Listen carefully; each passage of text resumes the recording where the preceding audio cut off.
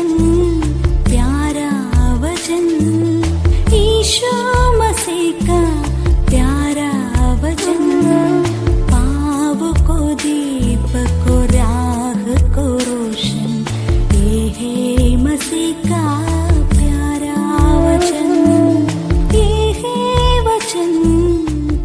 परमेश्वर के धन्य नाम की महिमा हो।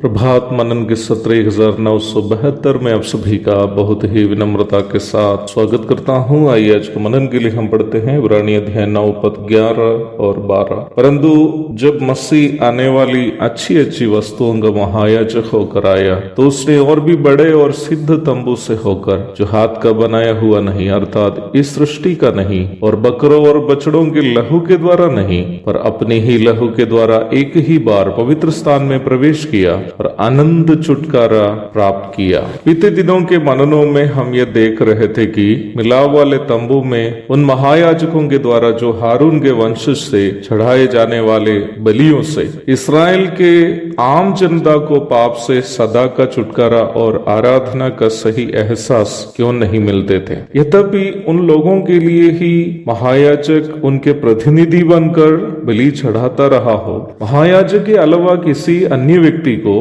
परम पवित्र स्थान में, जहां परमेश्वर अपनी उपस्थिति देता था, प्रवेश करने या परमेश्वर की उपस्थिति का एहसास करने का स्वतंत्रता नहीं था। पुराना नियम के भक्तों में ज्यादातर लोगों के लिए परमेश्वर भय उत्पन्न करने वाला व्यक्तित्व था, इसलिए ही उनमें से ज्यादातर लोग ये चाहते भी नहीं थे कि परमेश्वर के करीब जाने का मौका मिले। इब्रानी 12 की 18 से 21 तक पढ़िएगा। परमेश्वर के प्रेम भरा हृदय को, जो इसराइलियों को बच्चे समझकर उनसे पिता समान प्रेम करता था, इसराइल के ज्यादातर लोगों को अनुभव करने की सौभाग्यता नहीं मिली थी। होशे 11 की 1 से 4 तक पढ़िएगा। इस अवस्था का कारण, जैसे कि मैंने पूर्व में बताया, ये था कि उनमें से ज्यादातर लोगों को परमेश्वर के साथ एक व्यक्तिगत संबंध नहीं बना पाया था। न्याय व्यवस्था, त्योहारे, याजकगण, मिलाप वाला तंबू आदि सभी मिले हुए इस्राएलियों की अवस्था यह रही, तो आप ये अनुमान लगा सकते हैं कि उन लोगों की जिन्हें इस्राएल के साथ कोई संबंध नहीं था, क्या हाल रही हो। यदि आप दुनिया का इतिहास को, जो मूसा के द्वारा इस्राएल को न्याय व्यवस्था देने के पूर्व का है, परखे, आप ये बात अवश्य समझ पाएंगे कि दुनिया के लगभग सभी अन्य समूह अनेकों काल्पनिक देवी देवताओं,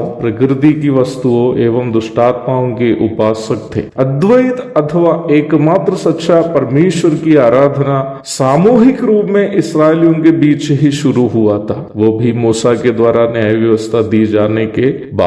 परमेश्वर के अद्वैत अस्तित्व का विचार भी सामाजिक तौर पर न्याय व्यवस्था को उपलब्ध कराया जाने के बाद ही मनुष्यों में प्रारंभ हुआ था। इस्राएल को न्याय व्यवस्था उपलब्ध कराने के बाद का हाल है जो मैं इस मनन के प्रारंभ में आपसे कह रहा था। यद्यपि अद्वैत परमेश्वर की जानकारी इस्राएल के वंशज को प्राप्त हुई हो, न्याय व्यवस्था एवं उनमें दी गई विधि व्यवस्थाओं के पालन से, उस एकमात्र सच्चा परमेश्वर से एक व्यक्तिगत संबंध उन विधि व्यवस्थाओं के पालन से उनमें से ज्यादातर लोग बना नहीं पाए थे। यही पर परमेश्वर अपना पुत्र यीशु मसीह के द्वारा एक ऐसा रास्ता खोल दिया जिससे संसार के किसी भी भूमिका के लोग परमेश्वर के साथ एक चिरस्थायी व्यक्तिगत संबंध बना सके और उनकी आराधना हमेशा हमेशा के लिए कर सके। इब्रानियों की पत्री के आगे के भागों में इस विषय की चर्चा लेखक पाठकों के साथ कर रहा है। प्रभु दया करे,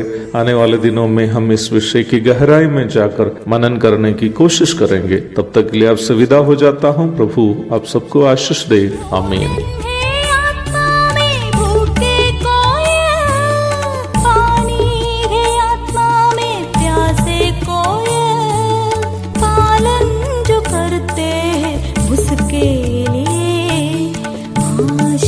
पाने का साधन है ये है वचन, प्यारा वचन,